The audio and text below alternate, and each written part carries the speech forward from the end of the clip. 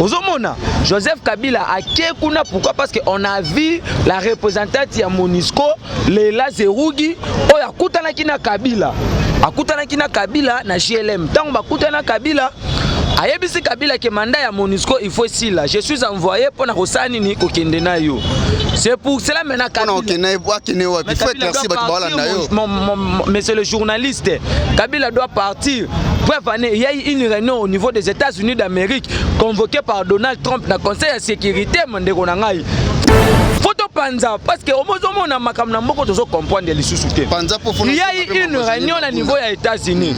Donald Trump a réuni l'animateur de l'institution internationale à ABC Bangoke. Je dois briguer le deuxième mandat. Bango ba ABC, nous sommes prêts, mais pour nous briguer le deuxième mandat, il faut au long la biso assassin Afrique que je cite Kanambe douter de sa nationalité. C'est pour cela Batindela ki Kabila envoyé spécial à Yaki na kati ya JLM parce que au moment où nous sommes en train de parler, Kabila passe toute sa vie dans JLM. Kuna romo kendeka babilo ne yebi no moboyebi. Envoyé wana ayaka kaka lorsqu'il y a des problèmes à se déplacer difficilement. Ayebisie monsieur Kabila, je suis envoyé que non okende yo moko na malembe. Yango moni Kabila après raconte il a réuni ses classiques du FCC, ses gourous du FCC en citant Chadari Minakou des inconscients politiques. Dans la réunion bango, bayebisie que non kobanyelo ko monte que ne ko siège ko bomba mana immunité. Mais à n'oublier que Jean-Pierre Bemba a été arrêté avec des immunités, mon frère ami.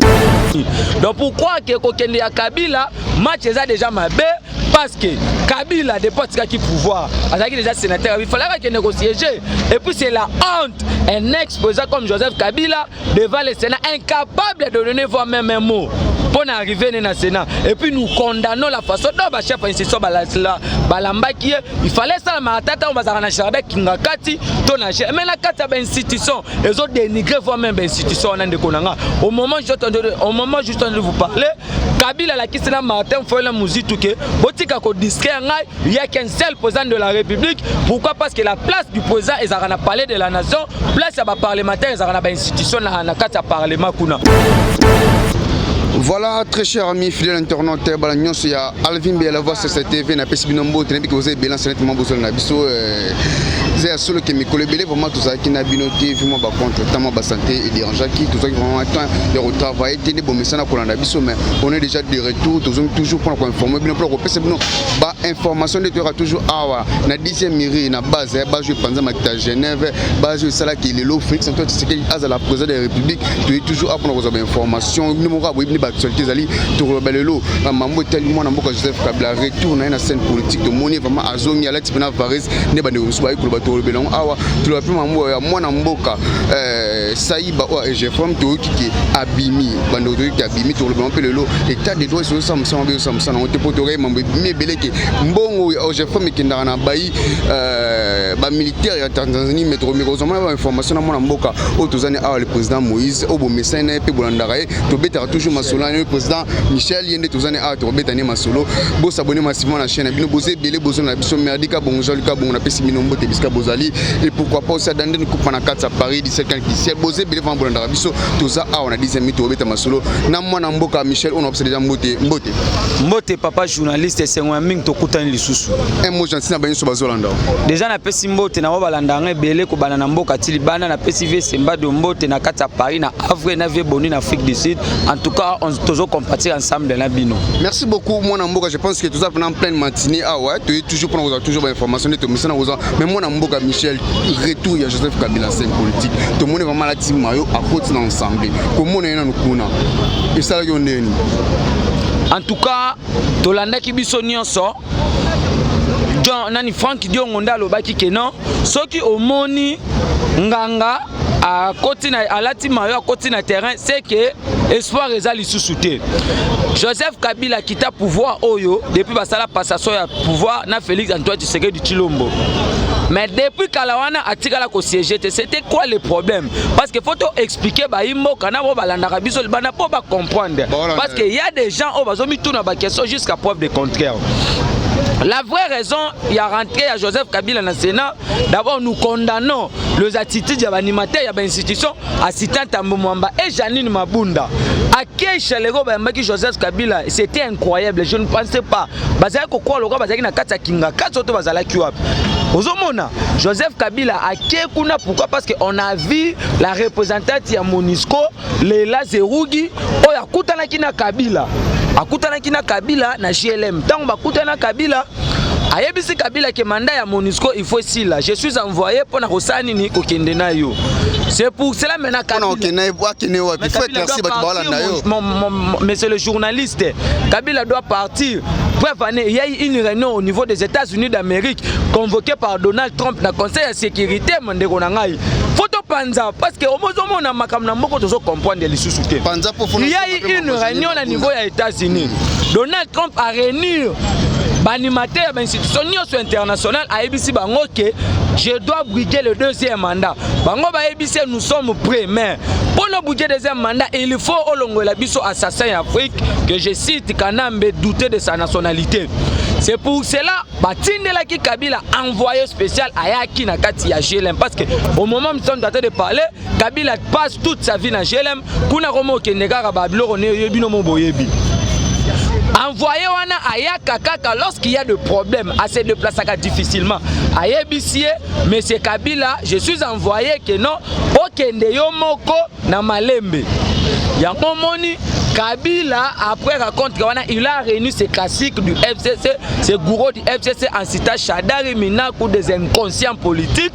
Tant on a réuni au bango, ayebisie que non, Kobanyelo komonte que ne ko siège ko bomba mana immunité.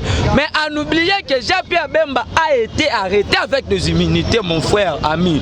Donc pourquoi que Kokende ya Kabila, match est déjà ma bé, parce que Kabila dépôt qui pouvoir, avec déjà sénateur, il fallait qu'il négocie. Et puis c'est la honte, un ex-président comme Joseph Kabila devant le Sénat, incapable de donner voix même un mot pour arriver dans le Sénat. Et puis nous condamnons la façon dont le chef d'institution Balambaki, il fallait ça la maratata, on va s'arranger Chardek Kingakati, mais la carte de l'institution, les autres dénigrent voix même l'institution.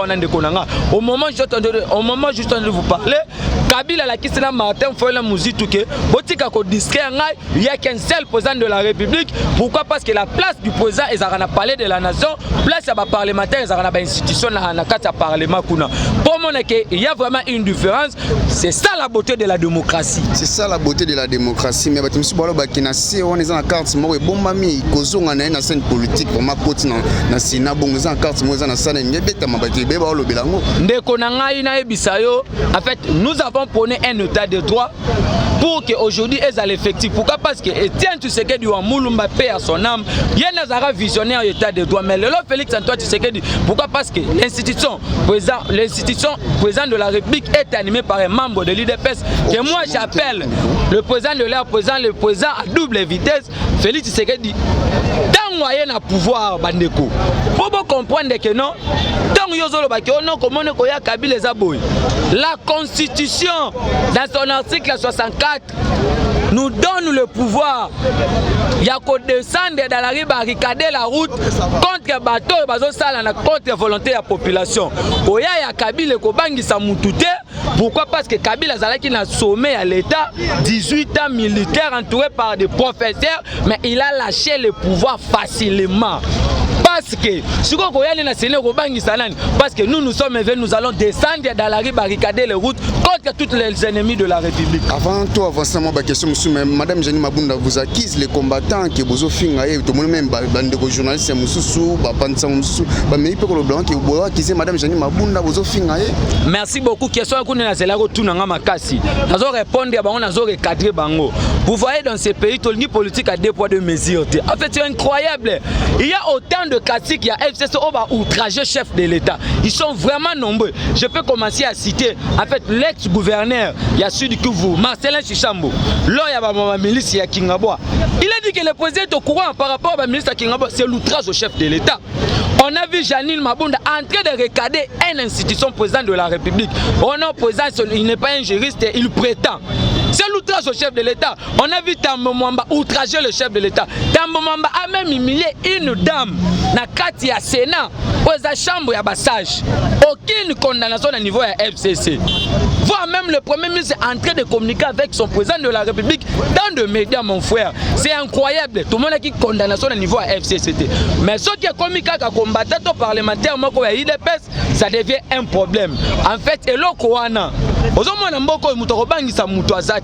que l'IDPS a 37 ans en opposition, ça non, il fallait qu'il n'ait pas na bango, pas que l'on ait posé la mission, il faut ne pas na yo.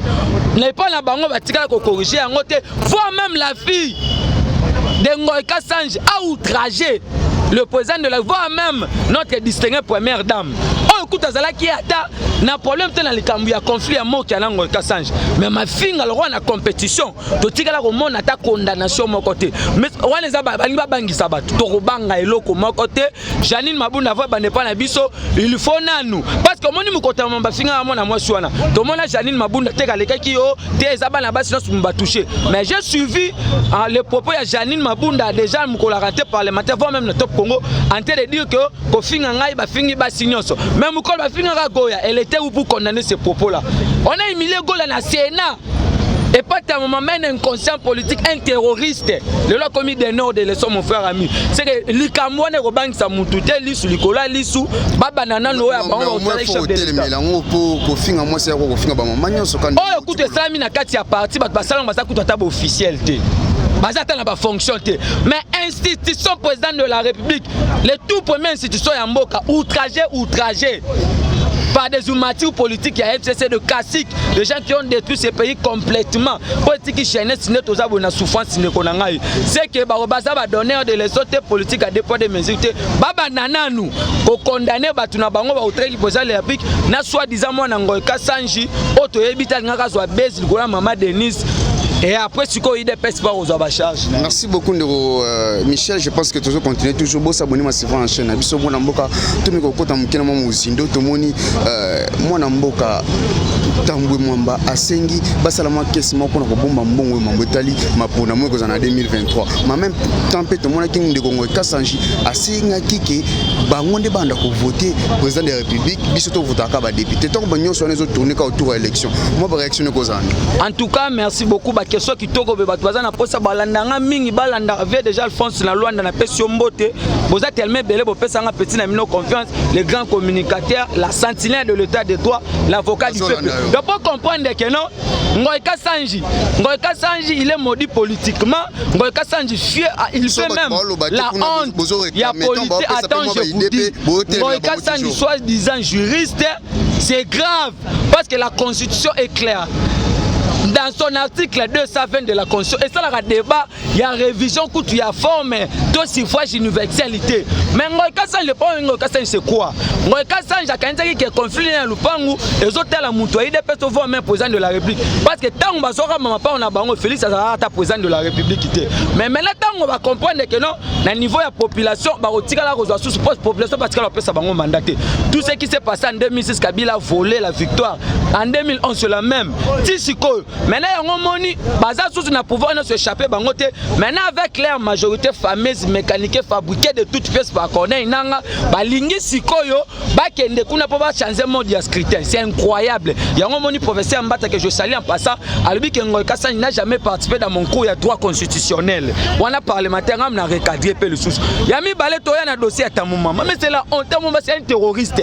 Il a des dossiers Tamumba à sali ba détournement bloc rebelle. Voire même bon ba magistrat Tamumba. Aouti ko détourna ou détourna. Tamumba tiré na il avion. Attends, je te dis mon frère. C'est là tokoya ba question ça la ngaf ma passe. Tant on a mona bateau ba bomi mboka ba comme ba donneur de leçons. Tamumba à l'époque, quand Kabila a glissé, il était où pour proposer la caisse à l'élection? Parce que Kabila a glissé des élections. Parce que l'élection, tout le monde a tangi, pouvoir les cadoter. Pouvoir les offrir pour l'auto-accéder à l'institution présidente de la République. Et ça avait à Kobanga. Nous sommes dans un état de droit. Oh, les leçons allaient faire déjà effectif. Félix a comme un dictateur. Mais là, le problème avec nous, c'est quoi? On doit faut d'abord passer au recensement. Savoir qui est congolais, qui ne l'est pas. Attends, c'est une façon déjà parce que, attends, nous allons aussi appliquer l'article 70 de la Constitution. Quand il n'y aura pas les élections, Fachi d'abord reste en fonction jusqu'à l'installation du nouveau président. Pourquoi? Parce qu'on l'a suivi aussi avec le FCC à l'époque, avec la mère Mende. Maintenant, si qu'on aille, attends, je te dis, l'état de droit, c'est respecter aussi la Constitution. L'article est inclus dans la Constitution. C'est ça l'état de droit. Quand il n'y aura pas les élections, Fachi, tu restes d'abord là-bas jusqu'à l'installation du nouveau président. Maintenant, je viens. Aux hommes, les professeurs à FCC, ce sont des inconscients. Ce sont des gens qui ont entouré Kabila au détriment de 80 millions d'habitants. Bref, année, Janine Mabunda dépose à l'institution, à tout voter les autres compagnies de population. Pour la banque, il faut bomber individu. Maintenant, Tambo Mamba, tant que tu as rentré par les matins en Dérounanga, et ça n'a pas si. Propos, Tambo Mamba, fini ma journée, c'est sur Internet. En train de dire que les Internet, c'est les gens imbéciles. Nakati ya Sénat, na chambre ya Batomayeli. Maintenant, on va proposer que ce soit bangaté, tout ça non recensement. Ayebi déjà que Batakoum, ça, ce ne sont pas des Congolais. Parce que nous, ça les recensement comme tu l'auras m'a dit Diaoyati. Donc, Baza tellement belé, faut tout recenser parce que le président de la République, son salaire va bien en liste civile. Liste civile, elle aura $1 dans mon tour congolais. Mais jusqu'à depuis qu'ils sont au Tanga, tu as 80 millions d'habitants dans l'estimation. Maintenant, le recensement, et qu'on a qui s'habille que tu as autant, combien de chômeurs, combien de tirs. Papa, donc, il y a un recensement, c'est ça un état de droit, c'est ça la démocratie parce que l'UDPS a prôné Babilo qu'on a dans l'opposition. Maintenant, aujourd'hui, nous sommes censés de matérialiser notre vision, mon cher ami. C'est pour comprendre que nous, Batouana, Babomimbo, Kabazana, les sorts, l'UDPS. Moi qui te pas, je suis de l'UDPS, n'a qu'au recadrer Belé, sans au PS à Ngangonga. Tout le bilan, maintenant, le bilan, Mambouteli, Ogefrem, tout qui a état de droit, Bati, moi, Namboka, Saïba, Bakangi, Bobo. Mais tout le monde, ba minute à Zalibanda. Tandis que tout le monde, interpellation, ma vérité, monsieur Mike, bon, on est, Marana Ogefrem, et qui est en Tanzanie, Bobo. Mais tout le bas, est-ce que tu as des droits pour mes Attends, je te dis. Ce sont les mêmes gens. Oyo, c'est le président qui va arrêter les champs. Non! Nous avons 4 institutions. Il y a l'institution président de la République, il y a les cours et tribunaux, le gouvernement et le Parlement. Notre président Félix Antoine Tshisekedi Tshilombo, le serpent double vitesse, le futur président de l'Union africaine, oh, ça soit lobby, le David Yamboka, Oyo. Félix Alobara en États-Unis, que non. Nous allons instaurer un état de droit. Dans un état de droit, il y aura compilé une justice indépendante. La justice est une juridiction indépendante. Ils attendent l'attachement d'un institution président de la République. Qu'on arrête une personne, ou soit justice, soit qui toi Kangi. Nous sommes là pour s'incliner dans la décision en justice. Saïba a été interpellé depuis Kala. Tant où mais le boulot Koufa. En fait, son nom m'échappe, le ministre de la Justice. Oh, il y a ce père, un juriste, en train de dire qu'on a bien aimé Tata Mouko, le Salangana Soninga Kokonae. Ce qu'on peut comprendre que non, Bino Bolobi, ça y est, va interpeller, va procurer chez l'homme, va entendre. Ça y est, va bimisser Makambu, que non. La recette, il y a Tanzanie, ils ont délocalisé. Et la recette, il y a OGFM, ils ont délocalisé la Tanzanie, ils ont fait militaire, ils ont fait policier tanzanien. Mais, ne comprends pas mais moi, nayoka Jeannette Kabila l'Assemblée en train de dire que non, nous avons déploré le salaire de Basoda. Mais ça, c'est inciter le Congolais. Parce qu'à l'époque, quand on va délocaliser la recette pour nous foutre les militaires, les militaires congolais. Donc, ce sont des gens qui ont une distraction totale pour embrouiller, voir même bateau, appeler ça en maman Jeannette, na Belgique, Mbote Belé. Le premier qui est bateau, Bandoki. Ça y est, lelo, aza, c'est mise en liberté provisoire.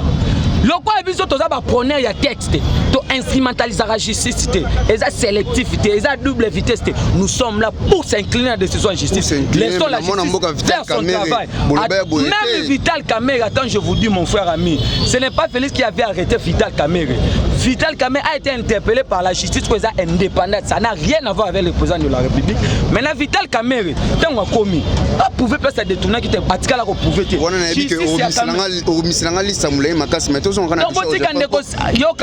Mais faut le bilan, j'ai frère au le cas dans ma média ou le bilan quand on peut mais faut le blanc pour moi on a liberté provisoire à éclaircir mon dossier belé. Est-ce que dossier n'est que ça poursuivi bien et votre cadre pour pas me soit par exemple négociation moi ça les miona y on va bimisi mon amboka passer ça y biso wala ki ça biso que ce que justice a tranché vous avez droit à s'incliner. L'aura justice yam ta trouver qui bon à interpeller, entendre bayo qui a bimisi ba vete. Tant justice a fait mise en liberté provisoire. Nous sommes là que derrière la décision de la justice. Est-ce qu'il y a une négociation non, il n'y a pas une négociation, papa.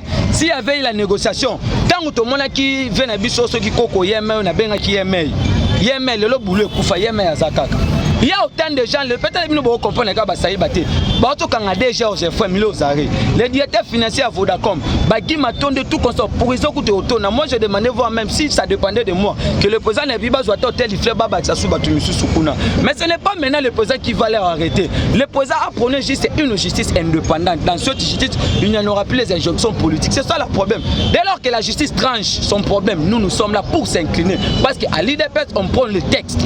Ceux qui le loyo tout c'est comme si que non biso to non tant on va le dire que ba pesa liberté provisoire laissons la justice c'est ça la musala nango mais quand on a fait la révélation que non on avait délocalisé les recettes à Tanzanie pour les militaires c'est là où maintenant moi j'ai trouvé non bandi à FCC c'est le fonds commun pour le complot du Congo les criminels du Congo baza sur la place na Mbokote faut pas qu'il y ait en bloc déjà tu sais que dans le bakango le père alors baki ke botika bato ba OK ba bloquer baza bloquer parce que ngaka sanja comme le élection comme un indirect kindoki Oza parmi bateaux ebisanga qui n'a rentré sur rentrée parlementaire et Salemi tout mais était au-dessus du gouvernement mais toujours kende de toute façon mamozo kende n'est pas au-dessus du gouvernement te mamozo kende on longue signé. Attends je vous dis d'abord dans le récent conseil de ministres parce que en fait l'avènement de l'UDPS au pouvoir topesi mode extraordinaire au sommet de l'État. Pourquoi? Parce que Kabila quand il était aux commandes, parce que Kabila avait pu en otage voir même le pays, sauf que Nzambe. Mais Kabila prenait d'autres décisions sans pour autant consulter même le conseil de ministres. Mais nous sommes surpris. Ce sont les mêmes gens oh Babomi Mboka. Sauf qu'à présent sur ordonnance c'est comme un problème. Mais Kabila prenait d'autres décisions sans pousser à traiter dans le conseil de ministres. Mais le président a réformé l'armée, l'appareil judiciaire. Ça a été traité dans le conseil de ministres déjà dans la ville. Moi j'ai des informations. Ça coûte une premier ministre qui est là bakasi ki FCC mina kuna Shadak ba fande la dossier wana ozomon mais Félix Tshisekedi chaque vendredi tout ça ba 40e conseil des ministres ouais, merci beaucoup pour comprendre qu'il y a pas de décision parce que c'est le gouvernement qui gère le pays au quotidien. Le président de la République engage l'État d'une manière officielle. Le président déjà a indexé le premier ministre la conseil ya ministre ABC Boyo. Déjà comme le gouvernement gère le pays au quotidien depuis ma prise à pouvoir côté social dans zone Kokoso parce que bango bazo ngaba éternue image à chef de l'État vis-à-vis la population pour ailleurs président de la République. Président yebisi que non, je te mets en garde. Na mona côté wana ezala clair. Pourquoi? Parce que je sais ce qui se passe. Na Babylone bino bozo sala. Au cas contraire, je vais remanier le gouvernement dissous de l'Assemblée nationale. La constitution dont le président se pouvoir. Vous savez le problème c'est quoi? Parce que la constitution a été taillée na taille à Kabila sur mesure. Maintenant c'est la même constitution qui nous revient aujourd'hui. Comme maintenant nous sommes des démocrates, nous sommes censés de les respecter. Le pays, la RDC a connu un démocrate que l'humanité n'a jamais connu, mon frère ami. Avant tout, il y a des vacances au Bandoro Nabiso, au Tofota, au Bazaki ensemble. Tu auras baloué belé les cas, mais Bandoro bébé a dit que Kalaté maman est-ce que Baloua au tout le monde est acquis repoussé, on est rentré parlementaire, est-ce que vous avez sous moi, tout ça, on a vu le président de la République hier, Nalibandambo, à l'île que non, combattre Bassani Basson. J'ai autant de personnes à niveau que tu as vu, la combattre pour investir pour Bagène Bazo Misala. Mais comme Kavil avait de tous les pays, attends, je vous dis, mon frère ami. Vous savez, hein? Parce que nulle part à l'IDPS pour le Bamambo, il faut à l'IDPS. Tous ces gens qui ont entouré Kabila, mais Kabila les a rendus pour des fous, des inconscients, des troubadours. Parce que nous comprenons que non. On vote des lois, d'abord les lois sont impersonnelles. On vote des lois pour accompagner la société, accompagner la population. Mais Jalil Mabunda, au sommet de l'Assemblée nationale, a été de militantiser l'Assemblée nationale. Maintenant, nous sommes déjà au courant par rapport à Mambanga qui est dans le Sénat, dans la rentrée parlementaire. Alors que la session est budgétaire, il y a qui va politiser la session. Parce qu'il va bloquer serment, il y a des juges qui vont recadrer Kokonia Nkane na Télémia. Il y a qui va faire la motion, il y a défense contre le ministre de l'Action intérieure, il y a qui va faire de maman qui est tellement belé. Tout ça au courant parce que Bango. Attends, je te dis, on a vu les rapports de l'IGF en disant qu'il demande le poursuite judiciaire dans l'Assemblée pour l'été. Vous savez, attends, je vous dis non.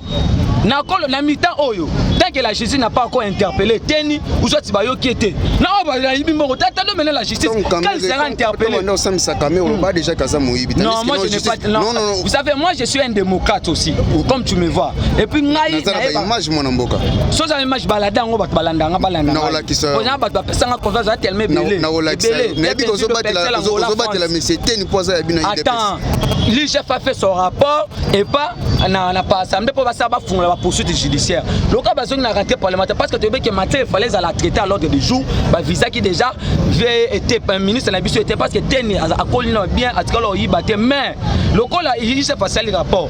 Attendons tant au chat dossier au niveau parquet va interpeller. Ce que justice a le dit qu'Aïbi. Parce que le président était clair, à tous à moi, il n'avait pas compris le président de la République. Les directeurs du cabinet, le chef de l'État coûte aux arrêts. Ce qui le ministre était né, attendons la justice. Quand on allait interpeller, il avait détourné. Mais jusqu'à preuve de compter là, la présomption d'innocence, mon frère Amina, c'est parce qu'il a été condamné au premier degré comme un détourneur. Merci beaucoup mon amboka, je pense que toujours qu'il déjà vers la fin de l'émission Nabiso, vous avez besoin de Nabiso, vous s'abonnez encore massivement à la voix céleste, toujours on apprend à informer bino, tu auras toujours à apprendre pour passer bino actualité politique amboka Nabiso, des besoins mon à la 10e minute aux entourés na bande gonyo so, ba soutenir à moi amboka Félix Antoine Tshisekedi Tshilombo à peine à wana président Michel au toujours ça n'est pas analyse politique mon connaît le monde amboka to le pas pour telle vital caméra va to chiter mon pour na biki na émission ya ndé to le capena to fan de lango to ka ki témoin amboka qui hôpital santé zo déranger mais fallait normalement le 18 il y a les lots à un cours d'appel à se présenter est-ce que mon amboka à un hôpital à un prison mentale ou bien à zapper est-ce que vous souvenez de comme si mon amboka mi tsazani libanda amboka. Merci beaucoup na question ana déjà ba benga ba to balandara biso ba pesa biso confiance pour communiquer de donner des informations tellement précises bien jugées déjà mère ba to balela ki belé tellement na ba dossier wana ozomo na pomme c'est quoi j'ai suivi l'avocat l'un des avocats en fait le chef ya collectif ya avocat Vital Kamerhe l'avocat Jean-Marie c'est qui Kabengele si ma mémoire ne va pas mettre sur Top Congo. En fait, à Naroyo Kaye, il n'a pas sorti en fait terme juridique. C'est comme si c'est un avocat politique. En train de dire que Kamerhe est ton client, mais tout le que sur le bio n'a état de santé n'a été. Mais client oyozo défendre à un hôpital, état de santé n'a été dengenini. Ozoyoka Kamerhe a été condamné à premier degré dans le tribunal. Maintenant, bah interjeter appel. Ozomona, Kamerhe a le but que parce que dans niveau parce que la santé n'a pas de prix. C'est pour ça que tu as vu il y a ce qu'on appelle le silence radio. Bah qui a besoin. Parce que les gens le lien te voient même le militaire lien te croit que non. Ce qui Kamerhe a un problème, il faut connoter ça le président de la République jamais. Kamerhe pas qu'elle n'a pas besoin d'hôpital lelo oyo dossier ça ils en appellent. Dans le niveau même déjà c'est la partie non sur procès et ce bas c'est notifié na kati appel. Vital Kamerhe le quoi ce n'est pas un problème, ses avocats sont là. Ba document no sur zawana. Bango ne OK ben pas défendre des clients na bango parce que batumsu avec Vital Kamerhe kimi tout comme son non. Kamerhe n'a problème de santé, il y a on va checker un hôpital là il est sécurisé. Ce qui le cours d'après parce que le cours maintenant rendra ses arrêts. Tu vois parce que tant que na cours à 3 missions. La cour d'appel peut maintenir le jugement rendu au niveau tribunal parce que condamné qu'il y a 20 heures de travaux forcés. La cour d'appel peut aussi diminuer parce que la diminution ça sera 10 ans. Ou soit la cour d'appel peut aussi maintenir. C'est ça le problème. Maintenant, net biso na niveau ya parti, biso ndeto yebi politique parce que to kol na politique to lati ba pampex sa politique to zibi gogo ya politique. Donc to yebi déjà que dès lors que le dossier dans la kamaboko à justice, laissons la justice. C'est maintenant la cour d'appel de dire que Kamerhe avait parce que la cour maintenant doit interpréter les droits. Je ne sais pas. Vous savez dans le procès Kamerhe, il y a eu autant de partis civils, le ministère public et tout comme ça. Le magistrat du siège ne démontre pas que non Kamerhe avait détourné. Lui il constate les éléments mis à sa disposition. C'est le ministère public qui fait les réquisitoires. Kamerhe va interjeter appel, cet mandat de liberté provisoire baboy. Kamerhe n'a jamais prouvé que parce que Kamerhe n'a zawana. Tout naïe et pas avocat à la République Koko Kayu dit que non. Jour et audition à témoin. Quand le comptable de est passé ici en disant que non, Kamerhe avait donné l'ordre, la personne qui est aujourd'hui ministre, John Tumba, a donné l'ordre avec John Tumba pour qu'il nous embongo na BCC, Banque Centrale du Congo, pour qu'il nous kabolon na belle. C'est un détournement, mais c'est un détournement. C'est pour ça que vous avez vu qu'il y a un détournement intellectuel. C'est un détournement où il y a une atrocité. Maintenant, un détournement intellectuel, en fait, il y a les régisseurs d'infraction. Aux hommes de Konanga, il y a un appel, c'est parce que c'est une juridiction indépendante. Où se trouve Vital Kamerhe? Kamerhe Nganda. Moi je vous dis la vérité avec les informations na possession na biso Kamerhe aza na niveau ya centre Nganda le lot de ce qu'on appelle maître Kabengele bazana parce que na la nuit déjà magistrat appelle à lobaki que le lot qu'on a reporté te ko trancher kaka lelo tozela justice ndia koyoba soki que nous sommes là pour s'incliner. Toi tu crois qu'aujourd'hui si on acquitte ou soit on condamne Vital Kamerhe il y aura toujours le silence de papa au moins ni on soit militant il se banda ko sala ebo ce sont des distractions purement. Une personne qui a détourné l'argent va contribuable congolais, allez dans moi si la banane, vous descendez dans la rue pour exiger sa libération. Mais c'est de n'importe quoi. Donc laissez de disquer la population étrangère balandara biso belé Kamerhe azan hôpital tous aller le cours d'appel tant ba cours d'appel pour trancher lukanga suso kanga na EP sa baimbo bon ce cours d'appel est tranché ti maman est considéré à bout. Mais c'est la justice, c'est une juridiction indépendante. État de droit. Mais attends, je vous dis mon frère, vous comprenez mal l'état de droit. Le président était clair, on va libéraliser l'appareil judiciaire et subir sous injonction politique. Maintenant, il y a autant de gens qui pensaient qu'à l'époque, où soit Félix peut donner une injonction. Non, le jugement est rendu au nom des populations congolaises que nous sommes et puis exécuté par le président de la République. Maintenant, attendons la justice fasse son travail. Est-ce qu'aujourd'hui, enfin, le DG de l'OGFM Saïba, Azan a mis à liberté provisoire. Yomoni combattait, il est prêt à quitter provisoire. Nous sommes là pour s'inscrire. Non, à l'époque, on instrumentalisait papa. C'est pour la première fois dans l'Afrique, voire même au monde. Tout le monde a procès à Kamerhe. D'abord, c'est un procès pédagogique. Sur le plan, c'est un procès pédagogique. On a vu voir même Bagad numéro 1, Bagad qui a défilé. Gouverneur et Abang. Non, pas politisé.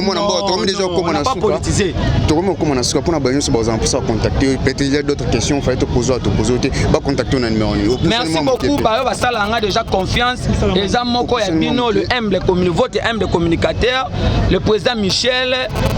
Le procureur général du peuple, l'avocat du peuple, la sentinelle de l'état des droits, les défenseurs de l'état des droits. Déjà, le numéro a plus de 143,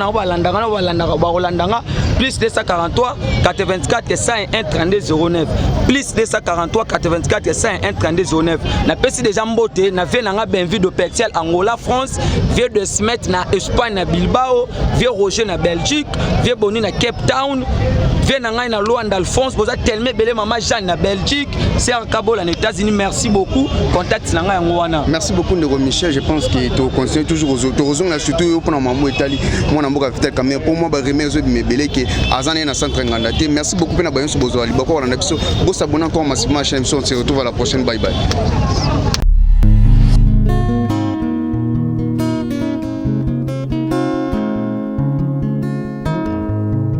Le temps passe et ne s'arrête jamais. Alors réveille-toi mon ami. Et tout ce qui nous quitte chaque jour, laisse que cela nous serve de leçon. Car à chacun son jour, à chacun son tour. Peut-être demain sera ton tour. Alors réveille-toi et prépare ton âme. Car un jour. Oh, oh, oh, hey. Oh, oh, oh, oh. Hey. Le temps passe, le jour s'envole, s'en va si vite sans laisser de traces. Comment faire pour l'arrêter, car il nous amène vers le jour de départ. Yeah. Tout s'effort avant nous, n'ont pu l'arrêter. Il s'en va sans arrêt, sans pitié, ni nous laisse le temps de faire nos bagages, que de tout mener. Le temps passe, le jour s'envole, s'en va si vite sans laisser de traces. Comment faire pour l'arrêter, car il nous amène vers le jour de départ.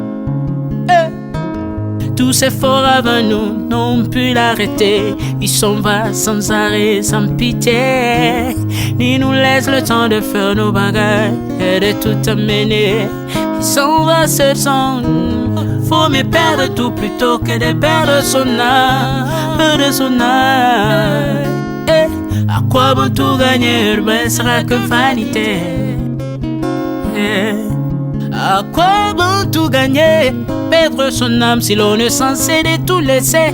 Moninga, verser le sang de l'autre, demain sera le tour, tu seras seul comme dans un miroir. À quoi bon tout gagner, perdre son âme si l'on est censé de tout laisser? Moninga, verser le sang de l'autre, demain sera le tour, tu seras seul comme dans un miroir. Où tu rendras compte devant le Seigneur toute ta vie sur terre. Après avoir tout gagné, l'on s'en va seul sans rien amener. Moninga, faut mieux perdre tout plutôt que de perdre son âme. À quoi bon tout gagner, demain sera que vanité. Vanité, faut me perdre tout plutôt que de perdre son âme. Perdre son âme, perdre son âme. À quoi bon tout gagner, demain sera que vanité. Moninga, Moninga, Moninga, Moninga, tala tangwe koleka. Moninga, Moninga, tala bato bako kende. Kosala lolendo na mokili okanisi mokili yango yayo. Tala bato bakoleka. Tango ekomema ngai, tango ekomema, tango ekotika moto te.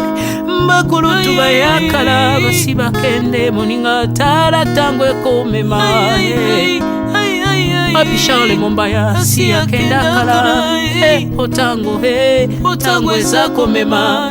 Ya Mari si akena misa mungolo tala tango ebebi papa de baba si akenda kala. Tango tango eza koleka. Ale moloto si akenda kala. Otango otango eza koleka. Ata mobutu sesese kokukungwendo wazabanga asi akenda kala. Tango eza koleka. Mzee Laurent Désiré Kabila akenda kala. Tango eza koleka. Tango ekotika moto te, tango ebangaka mokolo te. Liwa bangaka mokolo te, abangaka peleki te. Abangaka motambongo te, yokaka pe mobola mawa te. Liwa tango ayaka, amemaka moto nyonso moto nyonso tango ekoleka. Lengela bomoi na yo epana yawe. Tango ekomema, lengela bomoi na yo. Mokolo na yo ekoya, okokende ndenge nini. Le temps passe, ne s'arrête jamais. Le temps passe. Moninga, Moninga, Moninga, tala tango ekomema. Moninga, Moninga, tala tango ekoleka. Moninga, Moninga, Moninga, tala tango ekomema. Moninga, Moninga, tala tango ekomema. Tango ekotika moto te. Lengela bomoi na yo. Tala bato bakokende. Osala ndenge nini okotikala ebende te. Okotikala ebende. Le temps passe, ne s'arrête jamais. Le temps passe, ne pardonne jamais. Le temps passe, ne s'arrête jamais. Lengela bomo. Moninga,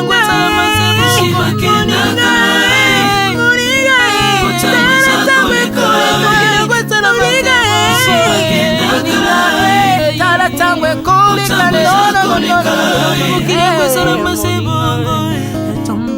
Ekolo nyonso bato bakokende. Nalela mpona nini nalela mpona nini. Tango eza koleka.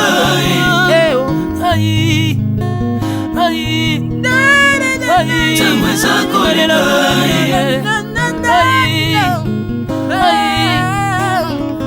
Tango eza koleka. Le temps passe. Oh, Alvin et Béa, tala tango ekoleka. Tala tango ekoleka. Nabongisa bomo nanga mpona nini. bato bakokende biloko nyonso ekoleka. Hey, nalela tina nini he, natangisa makila na boma bato pona nini he. Soki nyonso ekoleka un jour, nabanga kufa pona nini he. Soki naza putulu ya pamba, mokolo ezali na koleka, le temps passe.